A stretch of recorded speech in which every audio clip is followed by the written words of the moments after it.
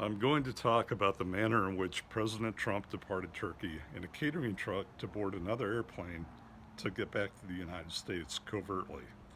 Yeah, that's a fiasco.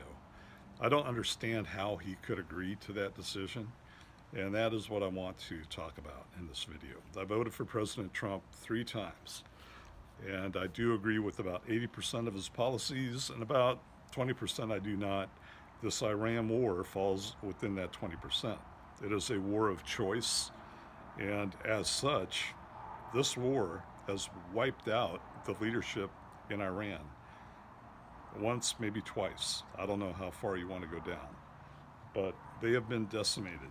It doesn't matter if by Israel or by the United States, we are allied together against Iran. And Iran sees it as both of us. And Iran has stated that they have the right to seek revenge in an equal manner. And President Trump knows he's on that list.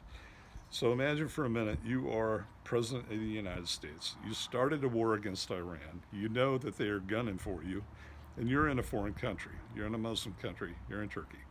And your intelligence officers come up to you and say, hey, there's an element within Turkey, and there are Iranians that have snuck into Turkey with a shoulder-fired weapon, and they're going to bring down Air Force One.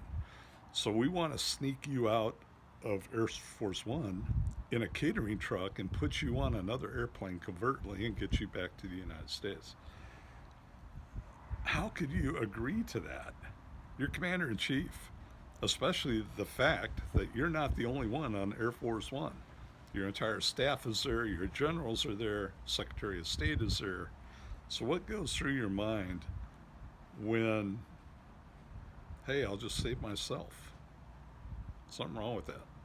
Okay, now we know that this is an ego. This is narcissism, okay?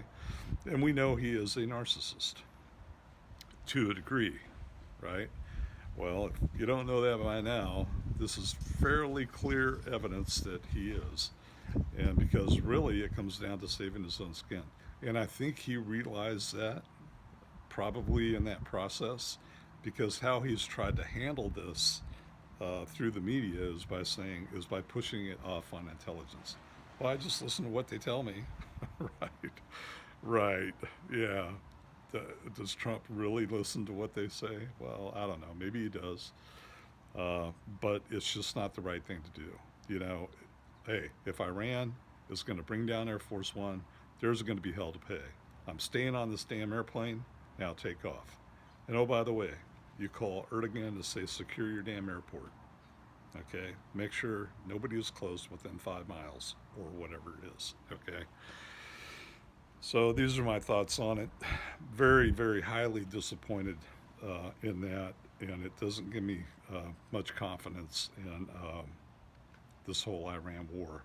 Yeah, I'm very tired of the henny-penny nature of this, that, oh, the war, we've decimated their military, they have nothing, and, you know, the next day they're shooting at our bases. So, you know, as commander-in-chief, every member in the military is a target by Iran, and especially those stationed in the Middle East, Mr. President, where they come under direct fire, and they're not sneaking out of the country in a catering truck to save their own skin. You know what they're doing? They're standing watches. They're manning their posts. They're doing their jobs.